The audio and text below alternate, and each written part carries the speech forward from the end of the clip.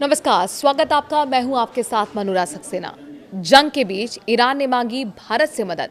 राजदूत बोले ये काम सिर्फ वही कर सकता है। अमेरिका और ईरान के बीच सीजफायर की खबरों के बीच भारत की कूटनीतिक भूमिका को लेकर बड़ा संकेत सामने आया है। भारत में ईरान के राजदूत डॉक्टर मोहम्मद फतेह अली ने साफ तौर पर कहा कि पश्चिमी एशिया में बढ़ते तनाव को कम करने में भारत प्रभावी भूमिका निभा सकता है। ये बयान ऐसे वक्त में आया है जब इजराइल, ईरान और अमेरिका के बीच हालात बेहद नाजुक बने हुए हैं। डॉक्टर फतेह अली के मुताबिक भारत एक भरोसेमंद देश है जिसकी सबसे बड़ी ताकत ये है कि वो गलतफहमियों को दूर करने और बातचीत का रास्ता खोलने की क्षमता रखता है। उन्होंने कहा कि भारत के पास पश्चिमी एशिया में तनाव घटाने की खास काबिलियत है। भारत के सभी पक्षों से मजबूत रिश्ते। विशेषज्ञों का मानना है कि भारत की स्थिति इस पूरे मसले में अनोखी है।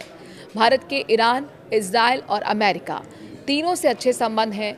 पीएम मोदी अमेरिकी नेतृत्व से भी लगातार बातचीत में हैं और इजराइल के साथ भी भारत के रिश्ते रणनीतिक स्तर पर मजबूत बने हुए हैं।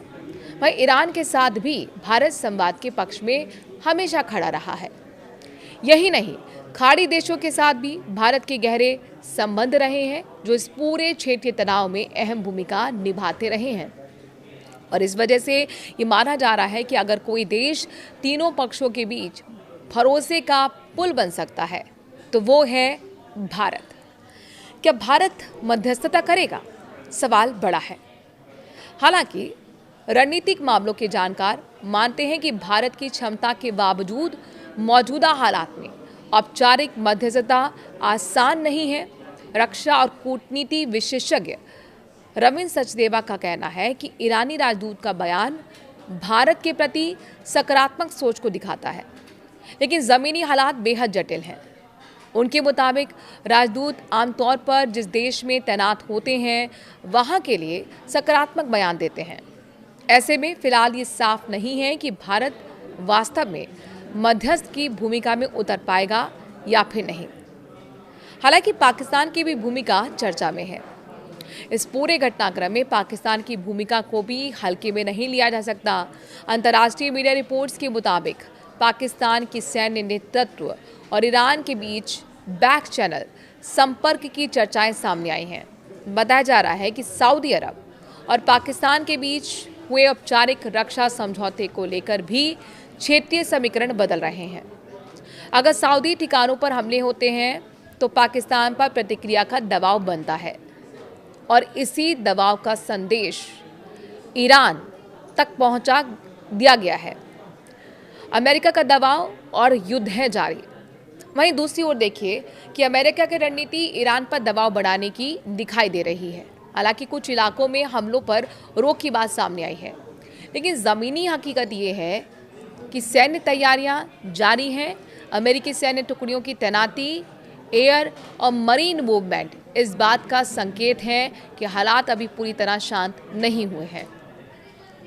वहीं अब सवाल है कि भारत से क्या उम्मीदें हैं। इन तमाम समीकरणों के बीच भारत को एक ऐसे देश के रूप में देखा जा रहा है जिसकी बात अमेरिका, इजराइल और ईरान तीनों सुनने को तैयार हो सकते हैं। अगर भारत कोई पहल करता है तो ये पश्चिमी एशिया की राजनीति में एक टर्निंग पॉइंट साबित हो सकता है। हालांकि आपको क्या लगता है कि भारत को इसमें मध्यस्थता करनी चाहिए या फिर नहीं? अपनी राय कमेंट के जरिए ज़रूर दीजिए। तो वहीं इस बीच एक खबर ये भी निकल कर आई कि प्रधानमंत्री नरेंद्र मोदी को बाकायदा अमेरिका के राष्ट्रपति डोनाल्ड ट्रंप की तरफ से जंग के बीच कॉल आया, फ़ोन पर बातचीत हुई और उन्होंने स्ट्रेट ऑफ हॉर्मूज को लेकर अपनी बात रखी थी, जिस पर भारत ने सहमति इसको लेकर जताई है कि स्ट्रेट ऑफ हॉर्मूज अंतर्राष्ट्रीय जहाज़ों के लिए खुला रखा जाना चाहिए। वही जानकारी ये भी मिल रही है, कई मीडिया रिपोर्ट्स बताती हैं कि पाकिस्तान के ज़रिए अमेरिका ने एक शांति प्रस्ताव ईरान तक पहुंचाया है, जिसमें ये बताया गया है कि आखिरकार जंग को कैसे रोका जा सकता है। उसमें कुछ शर्तें अमेरिका ने अपनी तरफ से रखी हैं। सबसे पहली शर्त ये रखी गई है कि स्ट्रेट ऑफ हॉर्मूज को अंतर्राष्ट्रीय जहाज़ों के लिए खुला रखा जाए। साथ ही परमाणु कार्यक्रम अगर ईरान रोकता है तो फिर जो अमेरिका की तरफ से प्रतिबंध लगाए गए हैं उनमें थोड़ी ढील दी जा सकती है। हालांकि इस शांति प्रस्ताव को लेकर ईरान का क्या सोचना है, क्या मानना है, ये तस्वीर कुछ ही आने वाले दिनों में साफ हो जाएगी। लेकिन 5 दिन का ये जो ब्रेक जंग को लेकर अमेरिका ने लगाया, उसके पीछे जो एक्सपर्ट्स हैं वो मानते हैं कि एक युद्ध की रणनीति होती है। इसमें अपने आप को किस तरीके से अगली रणनीति के लिए तैयार करना है, कैसे तमाम जो इक्विपमेंट्स हैं उनको इकट्ठा करना है, आगे कैसे बढ़ना है, इसको लेकर एक सोच विचार किया जाता है। तो ये जो जंग के बीच में अगर ब्रेक होती है तो ये सोच कर लिया गया एक फैसला होता है, ताकि युद्ध को और भी आगे आने वाले वक्त में ढार दिया जाए। हालांकि कुछ एक्सपर्ट्स की राय इसमें दुविधा है। उनका मानना है कि हो सकता है कि बैक चैनल बातचीत हो, जिस तरीके से पाकिस्तान को लेकर भी ये बातें सामने आई हैं। तो क्या ये बातचीत का चैनल खुलेगा? क्या जंग इन 5 दिनों में माना जाए कि रुकेगी, या फिर और भी विनाशकारी आगे आने वाले दिनों में साबित होगी?